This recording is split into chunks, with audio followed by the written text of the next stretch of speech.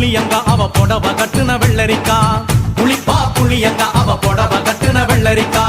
பார்த்தா பாவக்காயிலம் பருவத்தில கொசாக்கா பார்த்தா பாவக்காயிலம் பருவத்தில கொசாக்கா சோக்கா நடக்கும் போது சுத்த வேணும் பூசணிக்கா ஆத்தா கண்டெடுத்த அழகான ஜாதிக்கா புளிப்பா புளியங்க அவ புடவ கட்டுன வெள்ளரிக்கா புளிப்பா புளியங்க அவ புடவ கட்டுன வெள்ளரிக்கா